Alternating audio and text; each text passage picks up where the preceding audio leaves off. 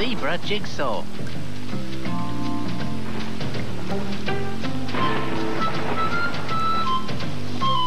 Boy, this puzzle's gonna look so great when we put it together. See, Harry? Yeah, just look at all the cool horses.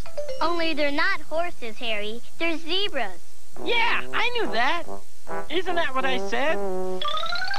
Yeah, it's a really cool puzzle, but it's kind of hard. We've been trying to put it together forever. Yeah, and all these zebras are starting to drive me crazy. If you ask me, it's because all zebras look exactly the same. See, they're all white. They all have the same black stripes. Not like us cats. Cats come in all kinds of beautiful colors. Us dogs, too. Hey, I have a great idea. Why don't you guys get a puzzle with dogs in it instead of zebras?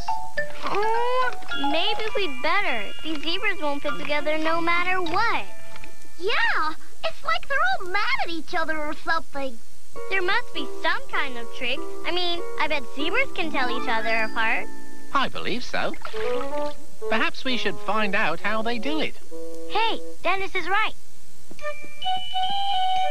Maybe if we study zebras, we can figure out how we're supposed to tell them apart. Great! So all we have to do is look in the... Don't say it! It's the great big book of everything with everything inside. See the world around us. This book's the perfect guide. It's almost over. It's almost over. Please turn out zebras. Please don't fight. The answer's here in black and white. Let me see. A, B, C, D, E, F, G, H, I, J, K, L, M, N, O, P, Q, R, S, T, U, V, W, X, Y, and Z. Whoa, that's the very last letter of the alphabet. Z is for zebra. Oh, boy. If we can't tell 10 zebras apart, how are we supposed to tell 10 zillion? Well, I don't care how many there are. I think they're really pretty, so let's go. 5, 4, 3, 2, 1. Into the book to have some fun. Yippee!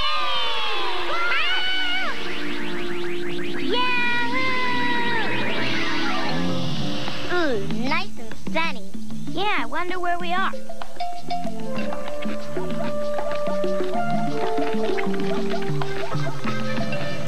It looks like we're in Africa. You're absolutely right. There are 3 species or kinds of zebra. The plain zebra, the grevy's, and the mountain. And they all live right here in Africa. Right now, we're in Kenya, a country in the eastern part of Africa. See? I see lots and lots of zebras, all right. But I see all kinds of other animals, too. Those are wildebeest and gazelles. Wildebeest and gazelles often travel with zebras. They all get along and eat the same food. What's more, traveling in a giant herd gives each of them added protection against their enemies. Lions and hyenas. Lions and hyenas? Wow, I never knew zebras were so big. Well, that's how you can tell that these are Grevy's zebras. They're the biggest of the 3 species. A full-grown Grevy's can stand about 5 feet tall at the shoulder. That's about as tall as your dad, Stanley. That's pretty big, all right. I bet it's really heavy, too. You can say that again. That one zebra could weigh close to 1,000 pounds. That's as much as the 4 of you kids put together. 4 times. Wow! Zebras are wild, but they're actually the cousins of a domesticated animal we all know very well. Domesticated. That means when an animal has been raised by people for thousands of years. Right, Dennis? How right you are. So what do you think? Which of these animals would you say is related to the zebra? The horse, the snake, or the fish? You got it. It's the horse. I always thought zebras looked like horses. They have the same shaped heads and everything. And they have other things in common too. For one thing, horses and zebras mostly eat coarse grass, and they all spend more than half of their day eating. But the best part is that zebras are covered with pretty stripes, like a candy cane. I wish I had a pet zebra. I'd put ribbons in its hair, and I'd ride it to school, and I'd feed it sugar cubes and apples. But Mimi, zebras aren't domesticated. They'd probably hate being kept as a pet. Wow! And that's not all. Zebras are very social animals. They really need to be with other zebras. Lots of other zebras in order to be happy. I get it. So it's always one big party when you're a zebra. Kind of. You see, zebras live in giant groups called herds, with up to hundreds of thousands in each. The herd is broken down into smaller family groups, each led by a male zebra called a stallion. Look, there's a zebra family now. Wow, I can't imagine living with so many people. Don't zebras ever get into fights with each other? Occasionally they do, but mostly they get along, even in the biggest herd.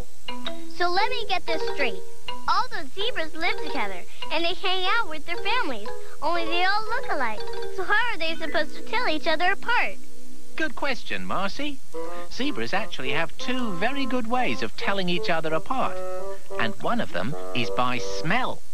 Smell? It's true. Every zebra has a smell that's unlike any others. Really? That's so weird.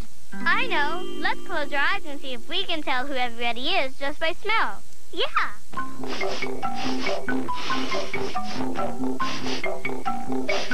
I don't smell anything. I don't smell anything either. Wait, I think I smell something. It's peanut butter. Oh, yeah. That's what I had for lunch. Zebras have a truly amazing sense of smell, much better than ours, and it helps them identify family members present as well as family members in the distance. I can always smell Harry in the distance. Well, I usually smell dinner. So zebras just tell each other apart by smell. They also look different. No way! Are you sure about that? I'll show you. Just pick out two zebras at random. Sounds like it's time for the stethoscope. Okay. Here's one zebra, and here's another. That's two different zebras. What are some of the differences you can see between these two? Well, this one has a big spot on its side. Yeah, but that one has black ears. Wow, so they really do look different after all. I'll say. When a baby zebra is born, its mother guards it from others so that her baby will memorize her stripe pattern and smell first. Wow. Neat. You know, now that we know all zebras look different, it's pretty obvious. I wonder why we never noticed it before. I guess because we weren't looking hard enough at first. That's right. It's like the first time I met you two. Remember how much trouble I had telling you apart? Yeah, you kept calling me Mimi, and you kept calling me Marcy. But now that I know you, you really look different from each other. That's what most people say when they get to know us. Yeah, you just have to pay attention and look for differences. Just like with zebras. And perhaps with zebra puzzles, too. That's right. Zebras, go! Here we come.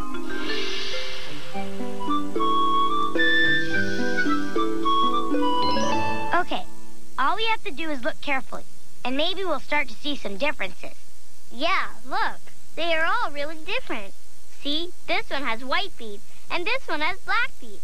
How come I didn't notice that before? Maybe we should start two different piles. Zebras with black feet and zebras with white feet. Hey, look! This zebra has white feet, but its head is down. Yeah, and this zebra with white feet has its head way up. So maybe we should split each pile into two smaller piles. Heads up and heads down. This is a lot easier already. So, if we start at this corner of the puzzle, we're going to need a zebra with white feet, with her head down, and a big black star on her neck. White feet, head down, star on neck. Here, I found it. And next to that one, we need a zebra with black feet, with its head down, and a white tail. Found it. Look, it fits. What's the next one, Marcy? One with black feet, head up, and his foot up in the air. Got it!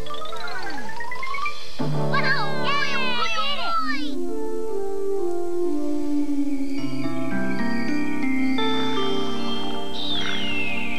Didn't that puzzle look great when we finally put it together? It certainly did. You and your friends did a terrific job figuring it out. Thanks to those zebras. Indeed. Today I learned that zebras are a wild relative of the horse that live in Africa. And even though they live in big groups, they can always tell each other apart.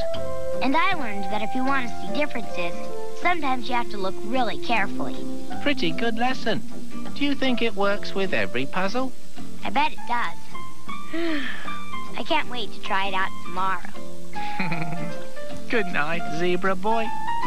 Pleasant dreams. Good night, Dennis. See you in the morning.